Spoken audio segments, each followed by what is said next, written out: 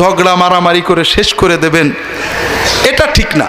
তবে আমি কি করে নামাজ পড়ি এটার জন্য ভালো পরামর্শ হলো আমার রাহে বেলায়েত বইটা, একটা নামাজের অধ্যায় আছে, এটা পড়বেন।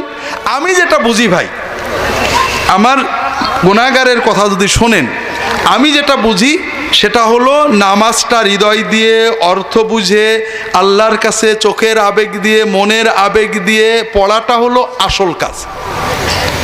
আপনি নামাজের দোয়াগুলোর অর্থ বোঝেন, সেজদায় আল্লাহর কাছে কাঁদেন, দোয়া করেন, আল্লাহর দিকে মনটাকে রুজু করে সুন্নত কেরাত সুন্নত দোয়া দিয়ে নামাজ পড়েন, এটা যদি অর্জন করতে পারেন এটা আপনার কাজে লাগবে। বাকি যে 8-10টা মুস্তাহাব বিষয় নিয়ে আমাদের ইখতিলাফ আছে, যেমন মনে করেন প্রথম ইখতিলাফ হলো নাভিতে বাঁধবেন না হাঁটুতে রাখবেন না কাঁধে গলায় ঝুলবেন, এটা নিয়ে ইখতিলাফ, তাই না? এটা আমার একটা বই আছে, সালাতে হাত বাঁধার বিধান, এটা আপনারা দলিল সহ বিস্তারিত পাবেন। তবে মুখতাসার কথা হলো 10টা সহিহ হাদিস বা তার বেশি আসছে যে তোমরা নামাজের ভিতরে ডান হাতকে বাম হাতের উপরে রাখবে, কবজির উপরে কবজি, অথবা এখানে অথবা এখানে। কিন্তু রাখার পরে হাত দুটো কোথায় রাখবে কোনো হাদিসে নেই, সহিহ কোনো হাদিস নেই। এ বিষয়ে হাদিসগুলো সবই জয়ীফ। কাজেই হাত এখানে রাখলেও নামাজ হবে, এখানে রাখলেও নামাজ হবে, এটা নিয়ে ঝগড়া করা অত্যন্ত অন্যায়।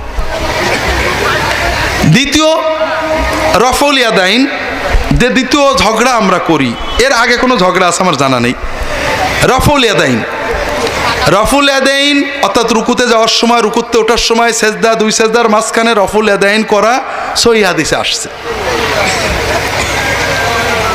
আবার শুধু একবার করাও সহিহ হাদিসে আসছে, এটাও সহিহ। তবে রুকুতে যাওয়ার সময় রফুল ইয়াদাইন, রুকু থেকে ওঠার সময় রফুল ইয়াদাইন, এটা অনেক বেশি সহিহ, অনেক সাহাবী থেকে বর্ণিত। আমরা মাশাআল্লাহ, আমি বাংলাদেশ সৌদি আরবে ছিলাম, ভাবতাম আহলে হাদিসরা উদার, কারণ সৌদি আরব উদার, যে কোনো মশলায় তারা বলেন দেখো এটা আছে এটা আছে, আমরা এটাকে উত্তম মনে করি, ঝগড়া বলতেন না। আমরা ভাবতাম যে এরকমই বুঝি সবাই। দেশে এসে দেখলাম হানাফিরা হাদিস শুনলেই বলে মানসুখ, আর আহলে হাদিসরা হাদিস শুনলেই বলে জয়ীফ। অর্থাৎ আমার পছন্দের বাইরে যে হাদিসটা হানাফিরা শুনলে কি বলবে, ও মানসুখ হয়ে গেছে, মানে ওটা বাতিল হয়ে গেছে। আর আহলে হাদিসরা কি বলে, ওটা জয়ীফ। হাদিস বাদ দেওয়ার ক্ষেত্রে কেউ মানে দুর্বল নেই। কথাটা হলো আসলে মানসুখ হয়েছে, এটা বাতিল কথা।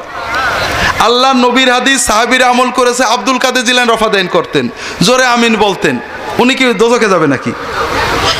তো মানসুখ হলে তো দোজখে যাওয়ার কথা। বড় বড় হানাফি আলেমরা রফাদাইন করতেন, দোজখে যাবে নাকি? মানসুখ সহিহ হাদিসের দলিল ছাড়া বলতে নেই। আবার জয়ীফ, সহিহ হাদিসকে জয়ীফ বানাচ্ছে। 6 তাকবীর 12 তাকবীর উভয় হাদিস সহিহ, টনটনে সহিহ। শেখ আলবানী সহিহ বলেছে, এখনও অনেক আহলে হাদিস আলেম এটাকে জয়ীফ বলার জন্য পাগল। একামত ডবল ডবল দেওয়া, সিঙ্গেল দেওয়া, দুটোই সহিহ, অত্যন্ত সহিহ।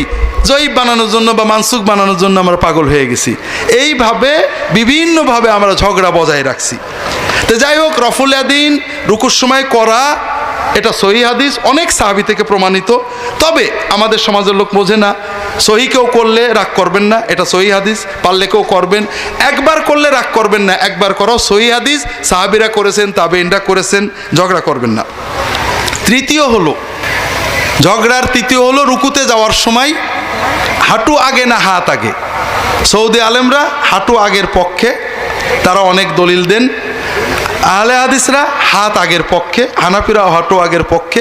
সব দলিল আদিল্লা পড়ে আমাদের সৌদি আরবে একজন উস্তাদ ছিলেন, মন্ত্রীও ছিলেন, তিনি বলেন যে তোমরা মাথা আগে দিও। এটা কোনো ঝগড়া হলো নাকি? বাকি ঝগড়া আমার রাহে বেলায়েতে পাবেন, আর লম্বা বলবো না।